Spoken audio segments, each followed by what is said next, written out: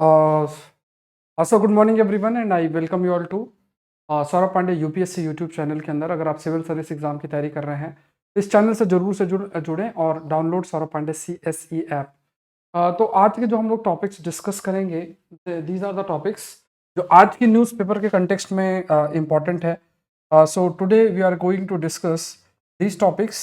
The first is about the SEQ ब्यो करके, ये एक जगह है और इस पर डिस्प्यूट भी है, जोग्राफिक कंटेक्स्ट में भी बहुत इंपॉर्टेंट है। तो this is important, change in the agree food system. Agriculture एक इंपॉर्टेंट एरिया है, इसको हम एग्रीकल्चर और एनवायरमेंट के अंदर नोट कर सकते हैं। ये टेक्स्ट पार्ट में आपका आया है। उसके बाद कावेरी डेल्टा एग्रीकल्चर चेंज, उसमें जो चेंज है इस पर मेंस प्रश्न भी मैंने बनाया है, ये भी आपका टेस्ट के पार्ट में आया है।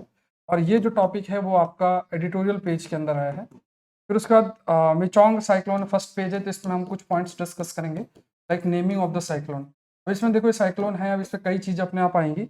और फिर आखिरी में जो मेंस क्वेश्चन जो है that I give you that will be there. So mains question आप देख लो।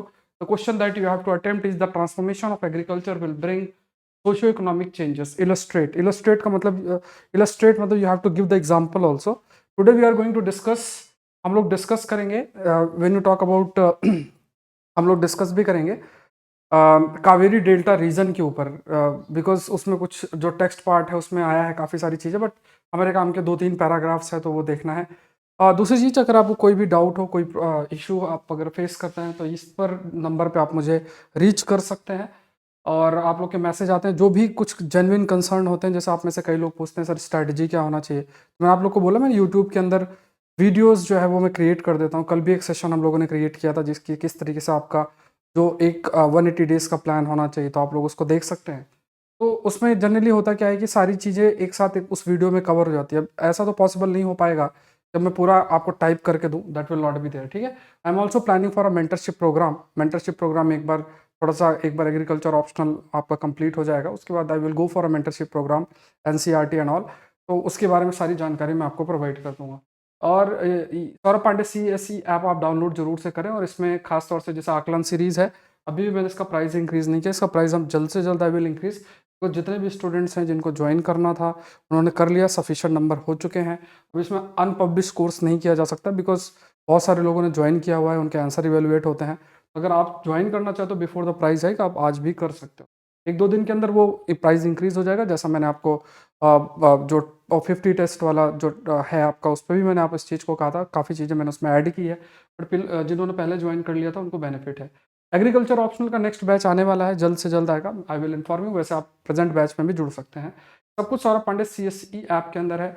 और ये जो टेस्ट है इसका प्राइस जो है आपका देख सकते हो। तो यहाँ पे prelims test series advance current affairs में ये प्राइस 1499 है। इसमें टोटल 50 टेस्ट हैं एडवांस करंट अफेयर्स के। और इसमें टेस्ट 3 टेस्ट 4 का PDF आपका डल गया है। आज और कल में जो आपका टेस्ट 8 है वो आपको आ जाएगा, जो कि इस संडे को शेड्यूल्ड है। टोटल हमारे 7 टेस्ट हो गए हैं, मतलब 350 से 400 टॉपिक्स हमने डिस्कस किया। 2 इयर्स का कवरेज है। और जो आपको PDF दिए जाएंगे उससे बड़ा बढ़िया तरीके से आप रिवाइज कर सकते हैं एडवांस करंट अफेयर्स को। ये सब आपको सौरभ पांडे CSE ऐप के अंदर होगा। ARC रिपोर्ट की बहुत इंपॉर्टेंट है, ethics in governance, terrorism, social capital, report on state administration, ये सारी रिपोर्ट्स कवर्ड है। आप इसको कोशिश करें कवर करने की, चाहे आप 24 और 25 की तैयारी कर रहे हैं। इसका बहुत ही कम प्राइस रखा है, तो इसको भी आप लोग देख सकते हैं। शुरू करते हैं। पहला टॉपिक है needless diversion, Venezuela should not escalate territorial dispute with Guana.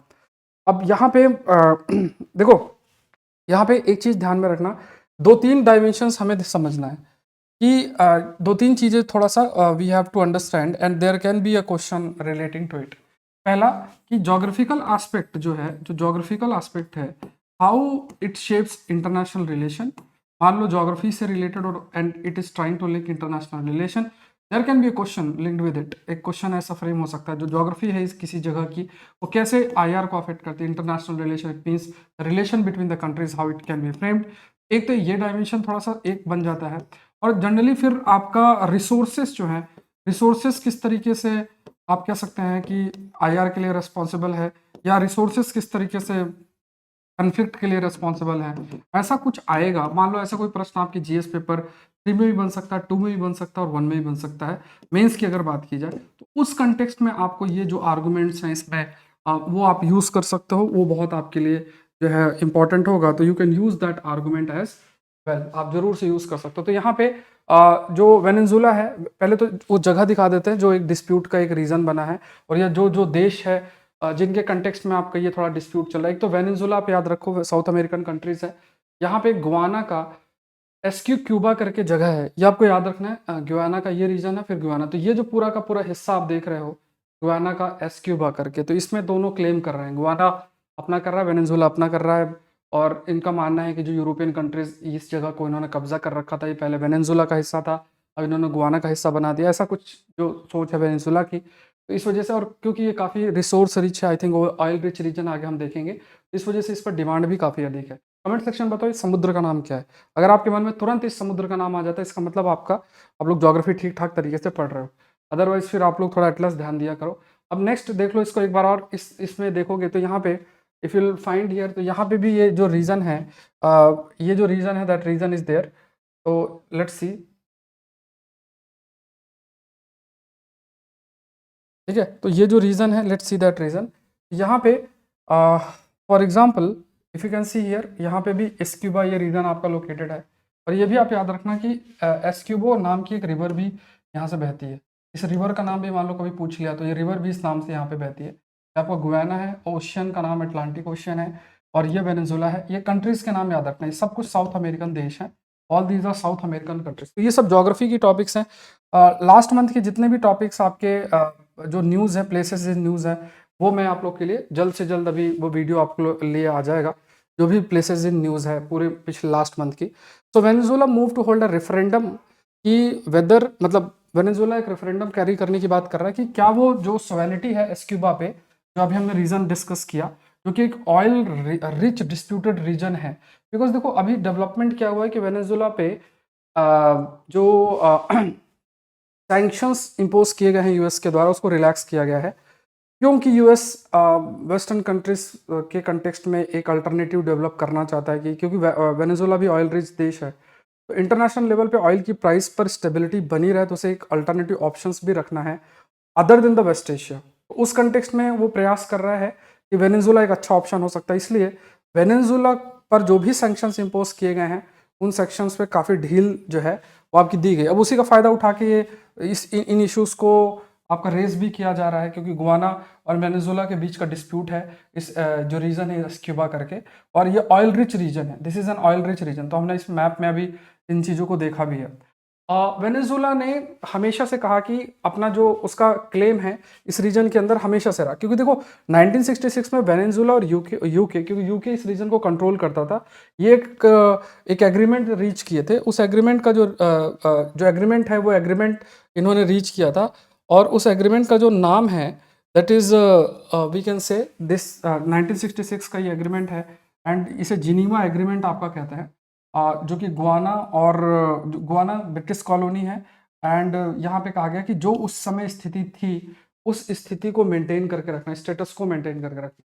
तो जब गुआना गुआना जो कि ब्रिटिश टेरिटरी थी, और उन्होंने एग्रीमेंट साइन किया, और एग्रीमेंट में इस चीज़ को कहा गया कि जो अभी स्थिति है उसको उसी स्थिति में मेंटेन करके रखना है।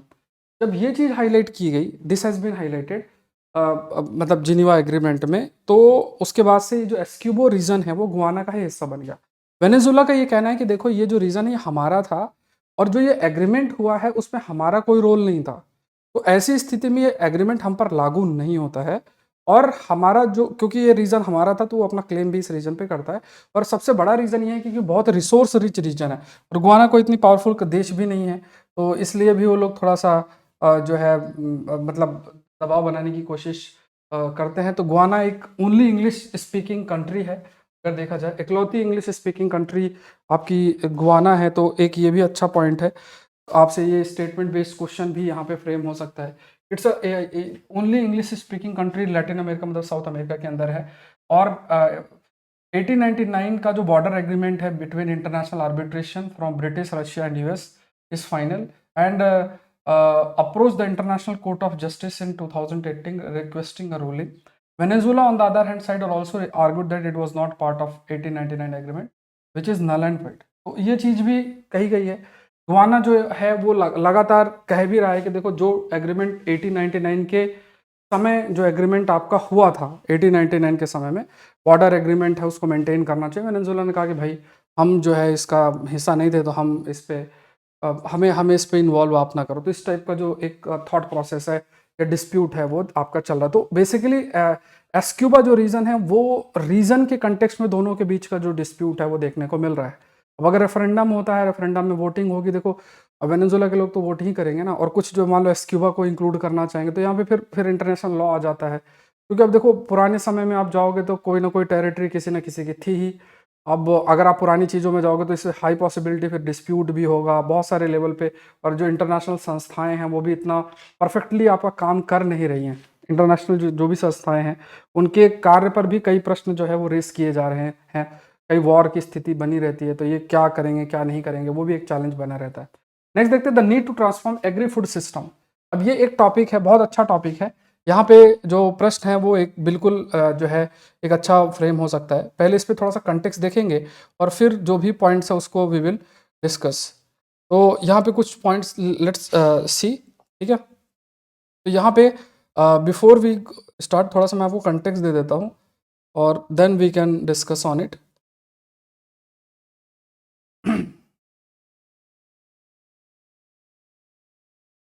आई होप आप लोग अपना 5M सीरीज की कंटेंट को कवर कर रहे होंगे बढ़िया तरीके से।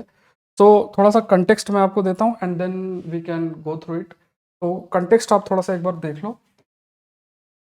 देखो यहाँ पे पहली चीज तो आप इस यहाँ पे जो शब्द मेंशन है दैट इज एग्रो इकोसिस्टम, ठीक है। तो एग्रो इकोसिस्टम शब्द थोड़ा सा आपको समझना है। एग्रो इकोसिस्टम जो शब्द है, एग्रो इकोसिस्टम शब्द है या एग्रो इकोलॉजी शब्द है, ये आपका मेंशनड है। तो जनरली इसमें मान लो कोई भी अगर आप खेत इमेजिन करो, जस्ट कंसीडर दिस पॉइंट कि कोई भी खेत अगर आप इमेजिन करो, जैसे मान लो ये एक खेत है। अब इस खेत के अंदर बहुत सारी जो क्रॉप्स आपकी बहुत सारी क्रॉप्स प्रेजेंट हो। तो ये जो क्रॉप्स उग रही है ना, इन क्रॉप्स को उगने के लिए एक सर्टेन सेट ऑफ एनवायरनमेंट की जरूरत है, इकोलॉजी की जरूरत है, तभी ये क्रॉप्स ग्रो कर पाएंगे। तो जो भी आपका एग्रीकल्चरल सिस्टम है, जो एग्रीकल्चर सिस्टम है सस्टेन करने के लिए जो एक इकोसिस्टम डेवलप करता है, एक इकोसिस्टम डेवलप करता है। जैसे मान लो ये आपकी डिफरेंट डिफरेंट क्रॉप्स हैं, दीज आर द क्रॉप्स।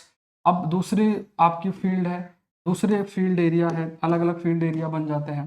फिर उसके बाद बहुत सारे डिफरेंट कीड़े हो गए, जो बेनिफिशियल आपके कीड़े हैं।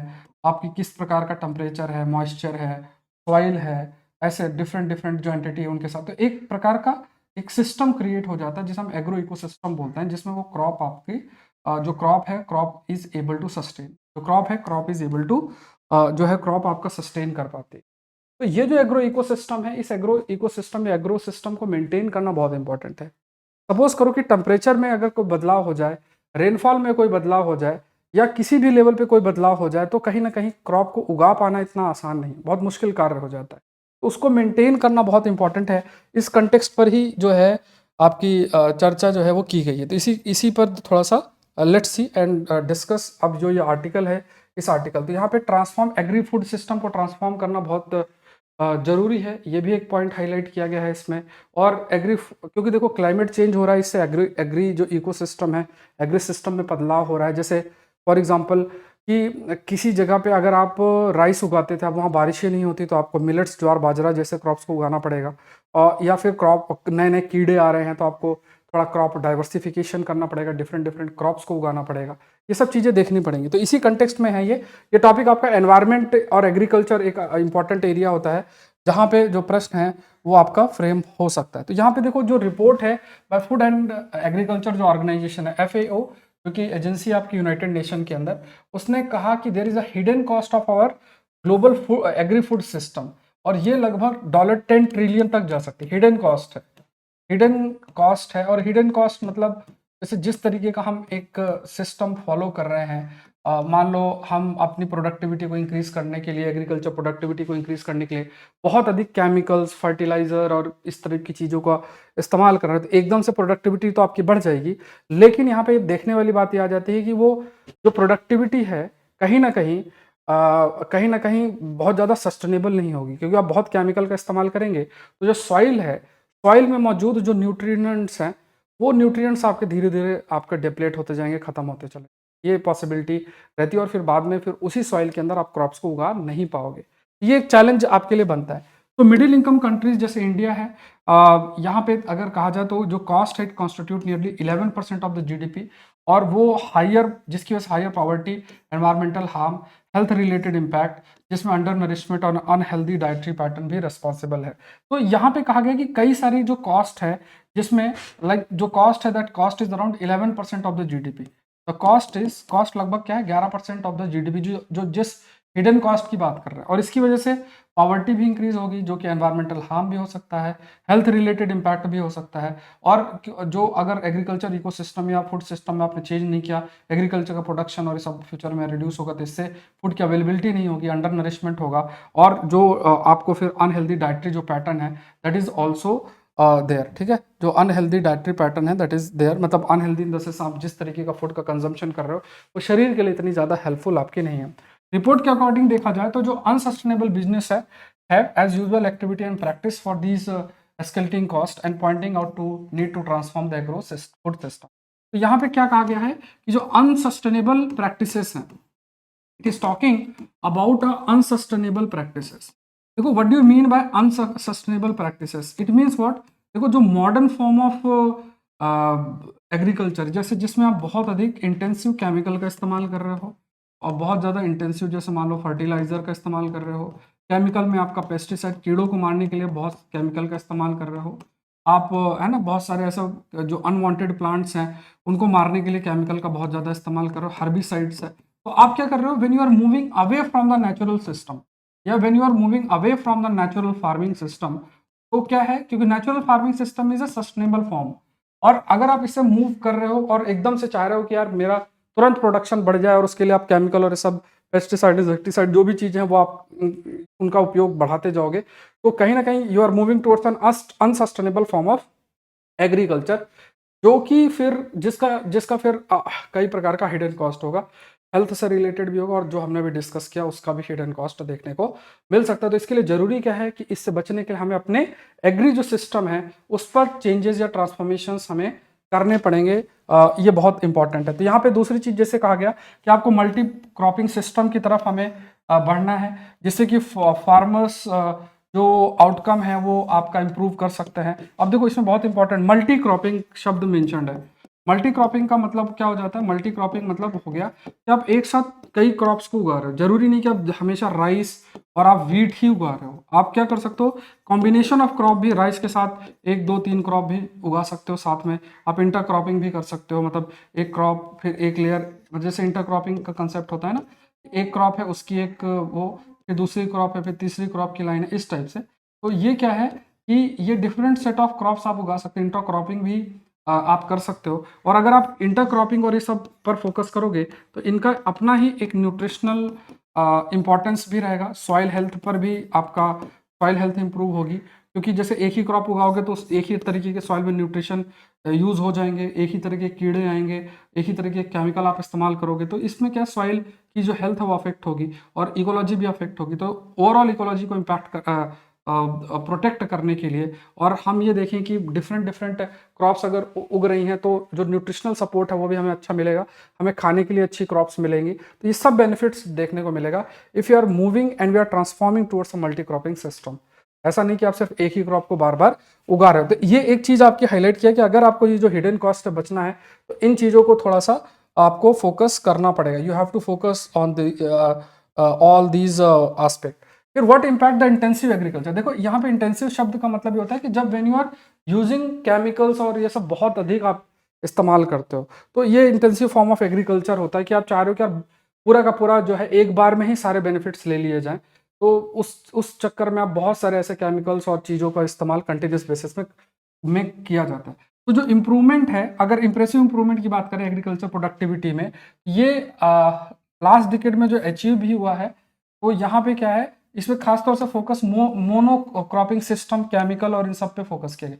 मतलब जैसे मानो मोनो क्रॉपिंग का मतलब आप सिंगल क्रॉप को उगाते हो और उसमें आप चाहते हो कि जैसे मान लो व्हीट राइस उगा दिया और उसी में चाहते हो कि जम के इसी का प्रोडक्टिविटी बढ़ता जाए, और उसको इंक्रीज करने के लिए आप जम के केमिकल और इन सब का इस्तेमाल कर रहे हो, और इसका इम्पैक्ट अभी हमने डिस्कस किया। जैसे ग्रीन रेवोल्यूशन में भी हम फूड सिक्योरिटी अचीव करना चाहते थे, तो हम ऐसी सीड लेकर आए और हमने ऐसा जो है क्रॉपिंग सिस्टम फॉलो किया जिसमें हम सिंगल जो क्रॉप है उस सिंगल क्रॉप को उगाते गए, राइस व्हीट और इन सबको उगाते रहे और जम के केमिकल फर्टिलाइजर ये सब का इस्तेमाल करते रहे। ऑल्दो हम फूड सिक्योरिटी तो इंश्योर कर ली, लेकिन उसका इम्पैक्ट बहुत सारा हुआ, चाहे वो सामाजिक आर्थिक लेवल का इम्पैक्ट देखने को मिले या फिर आप कह सकते हो कि सॉइल की हेल्थ पर नेगेटिव इम्पैक्ट मिले, क्योंकि काफ़ी अधिक केमिकल फर्टिलाइजर इन सब के इस्तेमाल से जो सॉइल की हेल्थ है वो भी डाउन हुई है। तो ग्रीन रिवोल्यूशन का इसमें नेगेटिव जो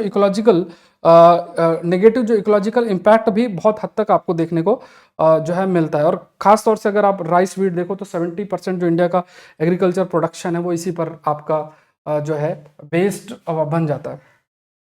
दूसरा देखते हैं, दूसरा इसमें कई दूसरे पॉइंट्स भी मेंशन है। तो इसमें क्या है कि seed purchased from multinational corporation and fertilisers, ये एक अच्छी पॉइंट आपका जो है वो आपका हाईलाइट किया गया।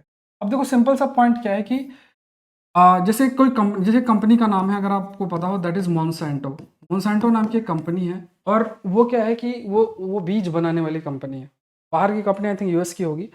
तो बीज बनाने वाली कंपनी, अब ये कंपनी का क्या काम है कि जैसे मान लो जनरली क्या है कि पहली चीज़ तो आपको ये सिखाया गया कि देखो आप अगर जो क्रॉप, जैसे पुराने टाइम पे क्या था कि आपके पास राइस की हज़ारों वैरायटी होती, सब अपना अपना उगाते थे, उनका न्यूट्रिशनल वैल्यू बहुत अधिक होती थी जो इंडिजिनस लेवल पे करते थे। प्लस जो मान लो जानवरों का जो भी वेस्ट मटेरियल है, क्रॉप का वेस्ट मटेरियल, उसको फर्टिलाइजर मैन्योर के रूप में यूज़ कर लेते थे। तो ऐसा कोई कॉर्पोरेट सेक्टर पे इनकी डिपेंडेंसी नहीं। तो पहले इनको सिखाया गया कि देखो यार, तुम तो अभी 100 किलो प्रोड्यूस कर रहे हो, लो इन केमिकल का इस्तेमाल करो, इससे आपका 200 किलो प्रोडक्शन हो जाएगा। फार्मर को लगा यार बढ़िया चीज़ है, सारी चीज़ें बढ़िया है।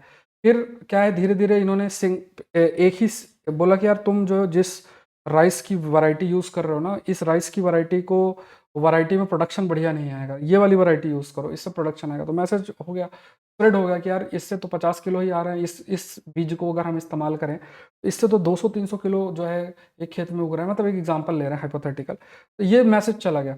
अब इससे क्या है, फार्मर्स को भी फिर क्या, वो केमिकल का जम के इस्तेमाल करने लगे, सीड का जम के एक ही सिंगल सीड जो है वो इस्तेमाल करते रहे। धीरे धीरे जो डिफरेंट डिफरेंट वैरायटीज थी क्रॉप्स की वो खत्म होते गई, क्योंकि आप बीज तैयार नहीं कर रहे थे, फिर आप एक ही सीड पे निर्भर होते गए। अब क्या है, उसके अपने नेगेटिव इम्पैक्ट शुरू हो गए।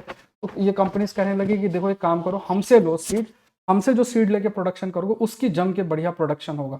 ये चीज वो मैसेज देने लग गए। और मोन्सेंटो जैसी कंपनीज है, उन्होंने सीड बेचना शुरू कर दिया। सीड बेचा, अभी भी बेचते हैं। तो उसमें क्या होता है कि अगर आप सीड लेके और खेत में उगाते हो तो वो जो प्रोडक्शन होगा उसको मात्र आप जो भी प्रोडक्शन होगा उसको खाने पीने के लिए यूज कर सकते हो, उससे अगली खेती नहीं कर सकते, मतलब सीड के रूप में यूज नहीं करते, क्योंकि उसमें वो टर्मिनेटर जीन यूज करता है। तो अब क्या है, सीड के लिए आपको दोबारा कंपनी के पास जाना पड़ेगा। पहले तो इनके खुद के, जैसे आज के समय में जैसे मान लो किसान है, अगर अपना खेती करे और नॉर्मल जो भी खेती करेगा उसे मान लो उसने 200 किलो प्रोड्यूस किया है, तो 50 किलो उसने सीड के रूप में रख लिया, अगले साल बीज के रूप में काम आएंगे, और 150 किलो अपना खाने पीने के लिए, बेचने के लिए, जो भी आप मानो उसके लिए यूज कर लिया। लेकिन अब क्या है कि वो जो किसान है उसको खरीदना पड़ेगा, फर्टिलाइजर भी खरीदना पड़ेगा और हर चीज खरीद। इससे क्या है कि जो फार्मर की सोवेनिटी है दैट इज ऑल्सो अफेक्टेड। कौन सी सीड को खरीदता वो भी आपका अफेक्ट आपका होता है। इंडिजिनस नॉलेज भी पूरा का पूरा आपका चला गया है। और जो डाइवर्स क्रॉप वैरायटीज जो एक फोकस था पहले के टाइम पे, उससे भी हाथ धोना पड़ा। मतलब क्योंकि चीजों का बहुत ज्यादा कमर्शलाइजेशन और कॉर्पोरेटाइजेशन जो है वो एग्रीकल्चर इकोसिस्टम में आपका हो चुका है। जैसे अभी अभी जैसे कहा जाता है कि यार जैसे ना कई बड़े एक्टर्स भी प्रचार करते हैं, अरे तुम्हारे खेत में ये वाला कीड़ा है तो ये वाला केमिकल डालो। तो इससे क्या है कि वो फार्मर इन्फ्लुएंस हो जाएगा, यार ये केमिकल डालो, मैं क्यों जो है इतना कॉस्ट करके और नेचुरल फार्मिंग की तरफ जाऊं, या है ना इस प्रकार की कोई अच्छी फार्मिंग करूं जिससे, तो उसको रहेगा कि यार एक केमिकल डालने से कीड़े मर रहे हैं तो मैं क्यों इतनी मेहनत करूं। बट उस केमिकल का बहुत अफेक्ट होगा, क्योंकि वही केमिकल उन क्रॉप्स में जाएगा, उनको हम कंज्यूम करेंगे, हमारे शरीर पे भी जाएगा वो केमिकल। उसका वो एक टॉक्सिक सब्सटेंस होता है, और सॉइल भी अफेक्ट होती है, आसपास के जो जीव हैं वो भी अफेक्ट होते हैं, इकोलॉजी भी अफेक्ट होती है। बह के पानी से वो जब केमिकल जाएगा आसपास के पॉन्ड्स में तो मछलियां और ये सब भी अफेक्ट होती हैं। ठीक है, कमेंट सेक्शन में बताओ what is the difference between bio accumulation and bio magnification. Environment के लेक्चर। उसके बाद अगर देखा जाए तो प्राइवेटाइजेशन एक बड़ा फैक्टर बन गया, डीरेगुलेशन ऑफ एग्रीकल्चर इनपुट्स ये एक बड़ा फैक्टर बन गया। मतलब डीरेगुलेशन आपने कर दिया तो खासतौर से जो प्राइवेट सेक्टर का रोल है वो भी काफ़ी अधिक आपका इंक्रीज जो है वो हो गया। ऑल दो सब्सिडी एंड ऑल सब मिलती है। And which crop is being favoured, तो कुछ क्रॉप्स फेवर की जाती हैं, कुछ जो है जैसे एमएसपी जिसकी हायर है तो इंडियन सिस्टम के अंदर उन क्रॉप्स को, जैसे राइस, व्हीट काफ़ी अधिक आपके उगाए जाते हैं। तो under the national food security act 2013, 65% जो हाउस होल्ड है, अराउंड 65% जो हाउस होल्ड है, around 800 million people in India, they are legally assured a right to food at a subsidise rates, तो by PDS system, welfare programmes अलग अलग, ठीक है। तो यहाँ पे जैसे अगर देखा जाए नेशनल फूड सिक्योरिटी एक्ट के अंदर 65% जो हाउस होल्ड है, लगभग 800 मिलियन लोग हैं भारत के अंदर, legally they are assured right to food subsidise rate में। तो ये चीज़ भी है हमारे थ्रू पीडीएस, और जो इंटीग्रेटेड चाइल्ड डेवलपमेंट है स्कीम है, या मिड डे मील स्कीम है, इसके माध्यम से हम प्रयास करते हैं कि जो सब्सिडाइज रेट में सब तक एक जो फूड है वो रीच आपका करे। और उस रिक्वायरमेंट को मीट करने के लिए आपके पास क्या है कि फूड कॉरपोरेशन ऑफ इंडिया के द्वारा फूड प्रोक्योरमेंट किया जाता है, एमएसपी में प्रोक्योरमेंट आपका किया जाता है, एक बफर स्टॉक मेंटेन किया जाता है, और उसका अपना एक कॉस्ट होता है, ट्रांसपोर्टेशन कॉस्ट भी इंक्लूडेड है, प्रोक्योरमेंट कॉस्ट है, फिर आपको स्टोर भी करना पड़ता है, मतलब अगर जो फूड ग्रेन्स उनको स्टोर भी करोगे, ट्रांसपोर्ट भी करना है, फिर उसके बाद प्रोक्योरमेंट भी करना है, हर चीज़ जो है करना पड़ेगा। एंड ये जो प्रोक्योरमेंट है राइस और व्हीट की तरफ ज़्यादा फेवरेबल है। क्यों? क्योंकि देखो उसमें जैसे एमएसपी अनाउंस की जाएगी, लगभग 23-24 क्रॉप्स की एमएसपी अनाउंस होगी, और प्रैक्टिस जनरली इन 2 क्रॉप्स में हो जाती है। तो उनको पता है फार्मर्स को कि यार अगर राइस एंड व्हीट अगर हम उगाते हैं तो हमारी क्रॉप खरीदने के लिए सरकार है, सरकार को तो हम बेच ही सकते हैं अगर मार्केट में चीज़ें नहीं बिकती हैं। तो इससे डाइवर्सिफिकेशन कहीं ना कहीं अफेक्ट हुआ है, डाइवर्सिफिकेशन कहीं ना कहीं आपका अफेक्ट हुआ है। वाटर इंटेंसिव जो कैश क्रॉप है, जैसे शुगर केन है, एरिका नेट है, ये भी तेजी से आपकी जो है फ्लरिश हुई हैं। जैसे डैम्स और कैनाल्स इरिगेशन आपका जिस तरीके से हुआ है, इलेक्ट्रिसिटी आसानी से मिल पाना, डैम्स बने हैं, कैनाल्स बने हैं, तो इस वजह से एरिका नट या फिर जो शुगर केन जैसी क्रॉप्स है उनका भी प्रोडक्शन आपका इंक्रीज हुआ है। तो ये कुछ हमारी पॉलिसीज हैं जिस वजह से हमारा जो क्रॉप प्रोडक्शन है वो कुछ ही क्रॉप की तरफ आपका इंक्लाइंड है। अब अभी जो चेंजेस सिस्टम है, अभी जो रिक्वायरमेंट है, तो हमें थोड़ा सा डाइवर्सिफिकेशन, थोड़ा क्या काफ़ी डाइवर्सिफिकेशन की जरूरत पड़ेगी। तो ये बहुत बहुत इंपॉर्टेंट है कि जैसे अब जैसे शुगर केन का कल्टीवेशन है, ये जो बायोडाइवर्सिटी है उसको भी अफेक्ट करता है। देखो शुगर केन जो है वो बहुत अधिक पानी का इस्तेमाल भी करता है, एंड ग्राउंड वाटर पे भी इसका प्रेशर इंक्रीज होता है। सिंगल क्रॉप उगती है तो जो एग्रो इकोसिस्टम है दैट इज ऑल्सो अफेक्टेड। फिर ये ऑल्सो कंट्रीब्यूट करता है एयर और वाटर पोल्यूशन के लिए। और स्मॉल और जो मार्जिनल फार्मर्स हैं वो अगर देखा जाए they are among the most food and nutritional insecure. क्योंकि देखो क्रॉप्स जिस तरीके की अगर आप क्रॉप उगाओगे, राइस, व्हीट और फिर ये सारे डिफरेंट डिफरेंट क्रॉप्स उगाओगे, तो एक तो फूड की जो अवेलेबिलिटी है that will also be affected, food की अवेलेबिलिटी, एक्सेसिबिलिटी और अफोर्डेबिलिटी विल बी अफेक्टेड। दूसरा, जो न्यूट्रिशनल नीड्स है वो भी आपकी मीट नहीं कर पाएंगे, क्योंकि न्यूट्रिशन जो है वो सिर्फ निर्भर नहीं करता है राइस और व्हीट पे, ये वो बहुत सारी चीज़ों पर निर्भर आपका करता है। बहुत सारी डिफरेंट, जैसे मीट है, मिलेट है, बाजरा है, ज्वार बाजरा, ये सब जो क्रॉप्स है इनकी भी जरूरत होती है, इनकी भी अपनी एक इंपॉर्टेंस रहती है। तो how can crop diversification can help? तो यहाँ पे क्रॉप डाइवर्सिफिकेशन का मतलब क्या हुआ? What do you mean by the crop diversification? It simply says कि जब आप मल्टीपल क्रॉप्स को उगा रहे हो, जैसे मल्टी क्रॉपिंग हमने डिस्कस किया, तो ऐसा नहीं कि आप राइस व्हीट तक ही सीमित हो, आप डिफरेंट डिफरेंट जो क्रॉप्स हैं उन क्रॉप्स को उगा रहे हो। तो वहाँ पे अगर आप मल्टीपल क्रॉप्स को उगाओगे तो उससे जरूरी ये है कि सॉइल हेल्थ इंप्रूव होगा, इकोलॉजिकल एस्पेक्ट इंप्रूव होगा। जैसे मान लो अकाड़ी सालू करके प्रैक्टिस है, लोकली कर्नाटका में भी बोला किया जाता है, जिसमें इंटर क्रॉपिंग की जाती है। इंटर क्रॉपिंग का मतलब है एक साथ मल्टीपल क्रॉप्स को आप उगा रहे हो, जैसे साथ में इन्होंने लेग्यूम, पल्सेस, ऑयल सीड, अलग अलग डिफरेंट डिफरेंट क्रॉपिंग सिस्टम को इन्होंने फॉलो किया। फूड एग्रीकल्चर जो ऑर्गेनाइजेशन की रिपोर्ट है, अगर इसमें भी कहा गया कि जो करंट सिस्टम है उसमें कई प्रकार का हिडन कॉस्ट इन्वॉल्व है, कई प्रकार का हिडन कॉस्ट अगर देखा जाए इन्वॉल्व है, तो जरूरी क्या है कि अगर हम उस हिडन कॉस्ट को समझें, चाहे वो हेल्थ से रिलेटेड हो, एनवायरनमेंट से रिलेटेड हो, न्यूट्रिशनल एस्पेक्ट से रिलेटेड, अगर हम उस कॉस्ट को समझे तो तभी हम कहीं ना कहीं मतलब सस्टेनेबल एग्रीकल्चर की तरफ जाते हुए और जो ये हिडन कॉस्ट है इनको रिड्यूस कर सकते हैं। अदरवाइज जो हम unsustainable way of agriculture follow कर रहे हैं उसका इम्पैक्ट काफ़ी अधिक नेगेटिव जो है वो पड़ेगा। जैसे मिलेट्स है, अब इसका पर इल्ड जो है, जो प्रोडक्शन पर हेक्टेयर अगर कंपेयर हम करें राइस और व्हीट से, अगर कंपेयर किया जाए तो कंपेरेटिवली बेटर हो सकता है। अगर आप उन जगहों पे उगाते हो जहाँ पे ग्राउंड वाटर इतना अधिक नहीं है, इनपुट्स की इसमें इतनी ज़रूरत आपकी नहीं है, और एक ये डाइवर्सिफाइड फूड्स बास्केट का भी हिस्सा बनेगा। इट मीन्स व्हाट, कि जहाँ पे क्लाइमेट सूटेबल है कि यहाँ पे आपको मिलेट उगाना चाहिए, वहाँ पे आप राइस और इन क्रॉप्स को अगर उगा रहे हो तो it's better we should grow millet. Millet का अपना न्यूट्रिशनल वैल्यू जो है एग्जिस्ट करता है, ये बहुत इंपॉर्टेंट है। तो ये ज़रूरी है। अगर हम इस पर फोकस नहीं करेंगे तो जो हम लोग डिस्कस कर रहे हैं अनसस्टेनेबल जो पार्ट है एग्रीकल्चर का, उसी को हम प्रैक्टिस करेंगे, जो कि कहीं ना कहीं हमारा नेगेटिव इम्पैक्ट पूरा का पूरा जो एग्री सिस्टम है, एग्री इकोलॉजी है, उस पर भी नेगेटिव इम्पैक्ट डालेगा। How can farmers transition, farmer का ट्रांजिशन कैसे हो सकता है? अब यहाँ पे क्या है कि जो आप कह सकते हैं कि ट्रांजिशन के लिए जरूरी है, देखो जैसे मान लो खेत है, उस खेत में जो भी केमिकल का इस्तेमाल हो रहा है उस केमिकल को हमें कम इस्तेमाल करना पड़ेगा। जैसे मान लो पेस्टिसाइड, कीड़ों को मारने के लिए दवा इस्तेमाल हो रही है, तो उसकी जगह हम बायोपेस्टिसाइड्स की तरफ जा सकते हैं। ऐसे कई बायोलॉजिकल प्रोसेस और मेथड्स होते हैं जिससे कीड़ों की पॉपुलेशन को कंट्रोल आप सकते हो। फिर उसके बाद क्या होता है कि आप अपनी एग्रीकल्चर को डाइवर्सिफाई करो। आप जानवर, जैसे मान लो लाइव स्टॉक कर रहे हो, मुर्गी पालन कर रहे हो, साथ में क्रॉप्स भी उगा रहे हो, तो इस प्रकार का, और इससे हमारी न्यूट्रिशनल सिक्योरिटी भी रहेगी, फार्मर इनकम भी आपका कहीं ना कहीं इंक्रीज होगा।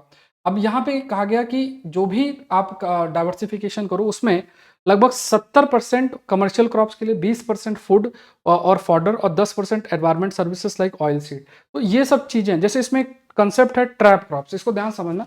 ट्रैप क्रॉप का मतलब क्या होता है? जैसे आपके पास एक मेन क्रॉप है, ठीक है, मेन क्रॉप के चारों तरफ आप ट्रैप क्रॉप लगाते हो। ट्रैप क्रॉप का काम क्या होता है कि जैसे हमारा कोई कीड़ा है, वो डायरेक्टली मेन क्रॉप तक रीच ना करे, तो कुछ ऐसे क्रॉप्स को लगा दिए जाते हैं मेन क्रॉप के अराउंड, जिससे कि वो कीड़ा, जो जैसे उन कीड़ों को वो क्रॉप पसंद नहीं है, तो उस क्रॉप के पास कीड़े नहीं आएंगे। तो आप मानो एक प्रकार की फेंसिंग टाइप हो जाती है, मतलब क्रॉप, मेन क्रॉप है, मेन क्रॉप के चारों तरफ आपने, अगल बगल आपने ट्रैप क्रॉप्स लगा दी, जिससे कोई कीड़ा जो है वो मेन क्रॉप तक रीच ही ना करे, क्योंकि वो आसपास देखेगा यार ये ट्रैप क्रॉप है, तो मतलब वो ट्रैप क्रॉप ऐसी क्रॉप चूज की जाती है जो कि उन कीड़ों के लिए फेवरेबल नहीं होती है। तो हमें क्या करना है कि हमें कुछ इस तरीके से डाइवर्सिफिकेशन, आप कमर्शलाइजेशन एस्पेक्ट भी देखो, फूड और फॉडर, फॉडर मतलब चारा, जैसे आप लाइफ स्टॉक करोगे तो चारा की भी जरूरत पड़ेगी, तो वो भी आप उसको भी प्रोड्यूस कर सकते हो। और लगभग आप कह सकते हो जो आपका एनवायरमेंट सर्विसेज है, जिसमें ऑयल सीड जैसी क्रॉप्स को भी उगाया जा सकता है। जो कमर्शियल क्रॉप्स है, यहाँ पे जो कमर्शियल क्रॉप के फ्रैक्शन को 70 से 50% तक जो है वो रिड्यूस किया जा सकता है, और उसके लिए कई फ्रूट्स, फॉडर, या कुछ ऐसे दूसरी कोई क्रॉप है, कोई जो सुटेबल ट्री है, जैसे आपने फल उगा लिए या फॉडर है, इन सबको उगाया जा सकता है। और लाइव स्टॉक को साथ में जोड़ा जा सकता है। लाइव स्टॉक मतलब जो जानवर है उनको, जैसे गाय का पालन हो गया, भैंस है, और दूसरे ऐसे जो कैटल्स है, तो उनका अपना एक इंपॉर्टेंट रहता है। फार्मर इनकम इंप्रूव होती है, अल्टरनेटिव फॉर्म ऑफ इनकम जो है वो भी आपकी जनरेट, कहीं ना कहीं जो जनरेट आपकी होती है। तो जो भी चैलेंजेस लोकल सीड से रिलेटेड है, तो ये भी थोड़ा सा जरूरी है। देखो कई प्रकार के चैलेंजेस, जैसे जब खेती होती है तो उसमें आपको सीड्स हो, तो लोकल सीड्स अवेलेबल हो। अब ये ना हो कि कंपनीज किस है, कंपनी के माध्यम से ही जो सीड्स और ये सब है वो अवेलेबल हो। लोकल सीड्स को थोड़ा सा अवेलेबिलिटी इंक्रीज करना, इसके लिए हमें थोड़ा सा रेगुलेशन लाने पड़ेंगे। At the same point of time labour की अवेलेबिलिटी आपका हो, ये भी सारी चीज़ें हैं। प्लस हम नेचुरल फार्मिंग की तरफ जाएं, ये सारी चीज़ें। तो ये अगर हम डेवलपमेंट्स और ये सब चीज़ें करेंगे, देन ओनली वी कैन से कि जो भी ट्रांसफॉर्मेशन जरूरी है एग्रीकल्चर सिस्टम के अंदर, that transformation can take place, और जो भी चैलेंजेस है उसको मीट। अब देखो ये बहुत बड़ा आर्टिकल था, अब इसमें टाइम तो लगेगा ही। कोई छोटा ही आर्टिकल है तो छोटे को छोटा की तरह ट्रीट हम करेंगे, बड़ा आर्टिकल है तो उसको उतना ही डिस्कस करना पड़ेगा। नेक्स्ट देखते हैं, mapping the socio economic changes in the lower Kaveri delta. तो ये टॉपिक थोड़ा सा, इस पर आज मैंने आपका मेंस का प्रश्न भी फ्रेम किया है कि जो कावेरी डेल्टा है, कावेरी डेल्टा के अंदर जो भी बदलाव हो रहा है, और वो बदलाव आपका हो रहा है, उससे सामाजिक आर्थिक स्थिति भी चेंज हो रही है, और क्यों बदलाव हो रहा है ये, तो ये आप ज्योग्राफी में भी इंक्लूड कर सकते हो। You can include it under geography section as well. तो यहाँ पे देखा जाए कि ये एक डेटा हाईलाइट करता है, अगर आप देखोगे कि जो ये जो डेटा है, मतलब डेटा 2018-19 का ये डेटा है, इसमें ये कहा गया कि because of the availability of water, water है ना, पानी की कमी की वजह से जो भी डिस्प्यूट है कर्नाटका और तमिलनाडु के बीच में कावेरी को लेके, पानी का डिस्ट्रीब्यूशन है, उस वजह से कावेरी डेल्टा रीजन में पानी का अवेलेबिलिटी नहीं रही। इससे जो प्रोडक्शन है राइस का वो आपका काफ़ी हद तक अफेक्ट जो है हुआ है। दूसरा 1970s और 80s के अंदर बहुत अधिक जो फ़ोकस था वो सिंगल क्रॉप पे था, जैसे राइस प्रोडक्शन पे ही फ़ोकस था। तो जब आप सिंगल क्रॉप ग्रो करते हो तो अभी हमने डिस्कस भी किया, उसका अपना नेगेटिव इम्पैक्ट जो है रहता है। दूसरा ये भी एक पॉइंट जो और भी हाइलाइट इसमें किया गया कि जो भी आपकी पॉलिसी थी, सिंचाई से रिलेटेड जो आपकी पॉलिसी है, तो जैसे पानी का डिस्ट्रीब्यूशन कर्नाटका और ख़ास तौर से वी कैन से तमिलनाडु के बीच में था, वो इस प्रकार से था कि पानी जो जितना मिलना चाहिए कावेरी डेल्टा रीजन पे उतना नहीं मिल पाया। अब उसको मीट करने के लिए आपकी सिंचाई से रिलेटेड जो पॉलिसी होनी चाहिए वो भी अप टू मार्क नहीं थी, मतलब जो प्रॉब्लम एराइज हो रही थी उन प्रॉब्लम्स को मीट करने के लिए पॉलिसीज थोड़ा सा और इम्प्रूव हो सकती थी, और क्योंकि पॉलिसी उस प्रकार से नहीं थी तो धीरे धीरे जो डिफरेंट क्रॉप्स का प्रोडक्शन है कावेरी डेल्टा रीजन में वो भी काफ़ी आपका जो है रिड्यूस आपका किया गया। तो neither where crop suitable from new water regime. अब जो भी जैसा आप मान लो पानी नहीं है और आप राइस ही उगाते जा रहे हो, तो जरूरी ये था कि थोड़ा जानकारी अवेयरनेस करके, अगर पानी नहीं है तो कुछ हम ऐसे क्रॉप्स को उगा सकते हैं जिनमें पानी की कम जरूरत होती है। इरिगेशन सिस्टम को मॉडर्नाइज करना, जैसे अब ड्रिप इरिगेशन, स्प्रिंकलर्स ऐसे है, ऐसा नहीं कि पूरे खेत को पानी से भर दिया जाए और वही फॉर्म ऑफ इरिगेशन सिस्टम हम फॉलो करें, तो ये थोड़ा सा जरूरी है। फिर कई प्रकार का डिस्ट्रक्शन कॉज हुआ, जैसे फ्लड आया बिकॉज ऑफ साइक्लोन गाजा इन 2018, फिर सूखा पड़ा 2000, 2002, 8, 12, 16, ये सब चीजें। अब यहाँ पे क्या है कि जो सूखा भी आया, फिर साइक्लोनिक एक्टिविटी भी हुई, मतलब आपका स्ट्रॉम आया जो आप कह सकते हैं। तो ये जो स्थिति बनी, अब इसको मीट करने के लिए सर्टेन चेंजेस एग्रीकल्चर पॉलिसीज में होनी चाहिए, वो चेंजेस नहीं हो। तो आप खुद देखो कि जो भी एक्सट्रीम क्लाइमेट इवेंट्स हैं वो कैसे किसी रीजन के एग्रीकल्चर सिस्टम को पूरा खत्म कर सकता है, और फिर लोगों के पास सोर्स ऑफ इनकम नहीं होगी, सामाजिक आर्थिक परिवर्तन होगा और उन्हें वहां से माइग्रेट करना पड़ेगा और उनके पास कोई भी रास्ता नहीं बचेगा। तो एक चैलेंजिंग टास्क है। नेक्स्ट देखते हैं, cyclone trigger rain brings Chennai to a halt, claim 6 lives. इस पर डिस्कस करते हैं। मिचोंग के ऊपर है, अब बाकी चीजें तो आप जानते ही हो। यहाँ मिचोंग के ऊपर हम नेमिंग थोड़ा सा देख लेते हैं, और इसके बाद अभी कई सारे आर्टिकल्स इसमें आएंगे, कुछ ना कुछ आता रहेगा, संडे को भी कुछ ना कुछ आएगा डिटेल्ड वे में, और जो भी आएगा उसको एक एक करके हम डिस्कस करते रहेंगे, ठीक है। तो यहाँ पे ये ज्योग्राफी के अंदर लिख लो, दैट इज साइक्लोन मिचोंग। तो देखो पहली चीज तो आप ये ध्यान रखो कि जो साइक्लोन मिचोंग है, इसका नाम किसने प्रपोज किया? म्यांमार ने जो है प्रपोज किया। इसका मतलब होता है रिजिलियंस या फोर्टिट्यूड, इसका मतलब आपका होता है, ठीक है। मतलब कोई नहीं पूछने वाला है कहाँ किस समुद्र में है, बे ऑफ बंगाल रीजन में आपका आया है। एंड ये क्या है, ये south west of Bengal region में आपका फॉर्म हो चुका है वैसे। और साइक्लोन का नाम मिचोंग कैसे पड़ा, ये नाम कैसे, तो ये म्यांमार ने नाम प्रपोज किया है। 6th साइक्लोन है जो कि इंडियन ओशन रीजन में डेवलप किया गया है, और ये भी आपको याद रखना है कि ये south west bay of Bengal region में, ठीक है। वर्ल्ड मेट्रोलॉजिकल ऑर्गेनाइजेशन, अब इसमें नेमिंग कैसे होती है थोड़ा सा मैं आपको ब्रीफ में बता देता हूँ कि इसकी रूलिंग क्या होती है, मतलब नेमिंग कैसे होता है। नेमिंग के लिए जैसे मान लो आपके पास अलग अलग समुद्र, जैसे इंडियन ओशन रीजन है, पैसिफिक ओशन रीजन है, और आपका जो है अटलांटिक ओशन रीजन आप ले लो, ठीक है। तो ये अलग अलग रीजन्स हैं। अब इन रीजन को डिफरेंट जोन्स में डिवाइड किया जाता है, और उन जैसे इंडियन ओशन रीजन है तो उसमें इंडियन ओशन रीजन को डिफरेंट जोन्स में डिवाइड करेंगे। अब उसमें क्या है कि जो कंट्रीज हैं वो इसका हिस्सा होती हैं, जैसे म्यांमार भी हो गया, ओमान, यमन, इंडिया, पाकिस्तान, ये श्रीलंका, ये सब देश हिस्सा रहते हैं। अब जैसे इंडियन ओशन रीजन में तो ये मेट्रोलॉजिकल डिपार्ट, ये क्या है, वर्ल्ड मेट्रोलॉजिकल ऑर्गेनाइजेशन की गाइडलाइंस होती है, और उस गाइडलाइंस के तहत ये नाम सबमिट करते हैं साइक्लोन्स के। और फिर क्या है, नेमिंग की जाती है। फिर मतलब जैसे मान लो कि एक बार इस बार इंडिया ने नाम दिया था, फिर दूसरा नाम आ गया, फिर तीसरा नाम आ गया, फिर चौथा नाम आ गया, तो वो एक अल्फ़ाबेटिकल ऑर्डर फॉलो करते हुए और नाम चूज किया जाता है। मान लो कोई बड़ा साइक्लोन आ गया तो उसको नाम दिया गया, अब फिर वो नाम रिटायर हो जाएगा, मतलब फिर दूसरे किसी साइक्लोन में उसका इस्तेमाल नहीं होगा।